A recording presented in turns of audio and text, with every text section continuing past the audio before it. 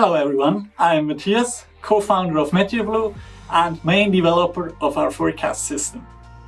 Today I want to quickly explain how Flight Simulator knows about the weather and how we actually create a forecast.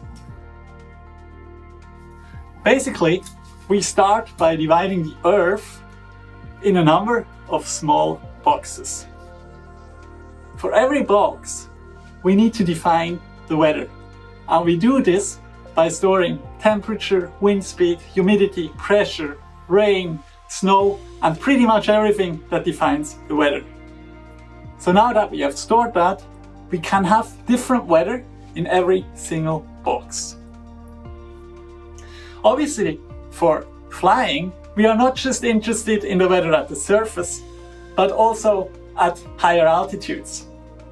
The way we solve that is by adding one more layer on top of that one, then another one, and another one, all the way up to the stratosphere.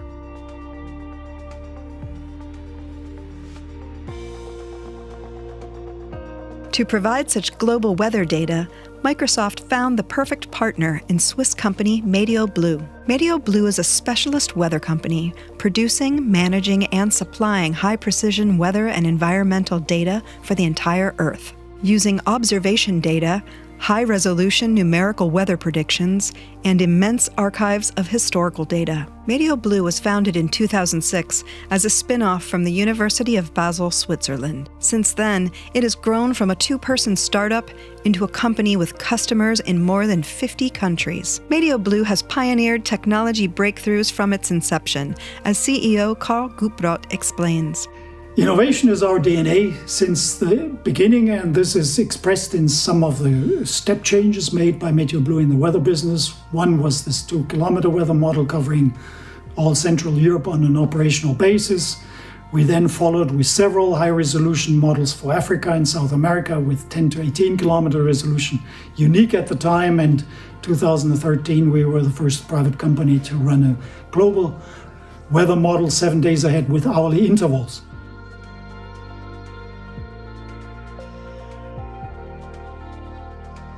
The METEOBLUE website has pioneered many visualization forms, such as meteograms with vertical cloud structures, multi-model forecasting, and graphics to compare all major weather models. Several generations of wind particle simulations, with first versions starting in 2003. Easy and clean access to all the METAR and TAF information for flight preparation. And starting this year, the first vector-based interactive weather maps providing a proper scientific visualization of weather data on the web. Flight Simulator is a project where there was virtually no limit on how much data we can provide. So we decided to have globally 250 million of these boxes. So now Flight Simulator knows about the weather not just at the airport, but everywhere.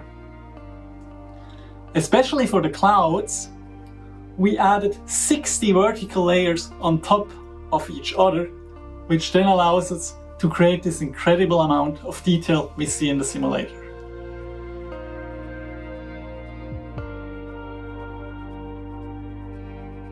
But how does the forecasting work? Well, let's do a simple experiment. I have a battery, which I place on this small slope, and if I let it go, it will roll down and eventually stop. Now, the question is, why is it doing that? Well, basically we have two forces acting on it. At the beginning, it's gravity that accelerates it, and then we have friction of the table that slows it down. So, if we know the forces acting on the battery, we can put those into mathematical equations and create a system of equations that's predicting the time evolution of this battery, so we know where it will be 30 seconds from now. With weather forecasting, the process is pretty much the same. The only difference is we have more variables and the equations are much more difficult. Now there's another important point to note here. The end result of our simulation is very much dependent on where we start. This starting point is called initial conditions. And we find these initial conditions by taking measurements. So these are ground stations, satellites, or even airplanes. Now, when we measure the initial conditions, we cannot do that with infinite accuracy.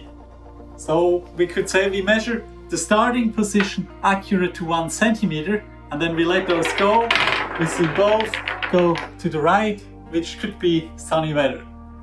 However, this small inaccuracy of 1 centimeter could lead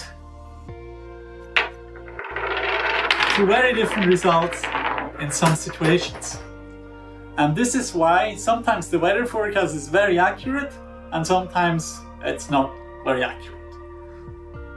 Well, the way to figure out if it's gonna be accurate or not is doing this.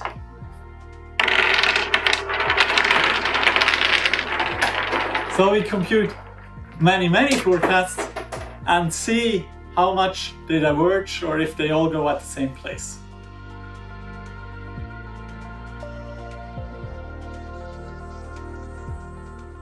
Now, the real benefit of having all those models accessible is the possibility to combine them into one single forecast that is much more accurate. This is a real big data problem. Over the past years, we developed our own specific machine learning methods to solve the problem of finding this best combination. And it is this forecast we then publish on the website or sell to our customers. When we started working on the flight simulator project about 2 years ago, we were thinking about including forecasts for airports and maybe some upper level winds so that pilots can fly in the jet stream. But then the project grew so quickly and could ingest more and more data that now the weather looks almost like real. So in the current version, we included the full 3D icing risk data derived from cloud microphysics. This is a variable we weren't even thinking about in the beginning. The partnership with Microsoft has been really exciting for METEOBLUE, as the innovation simply never stops. As you can imagine, here at METEOBLUE we work a lot with code, maps, diagrams, but with Flight Simulator, even for us, it's the first time we can really experience the data we compute.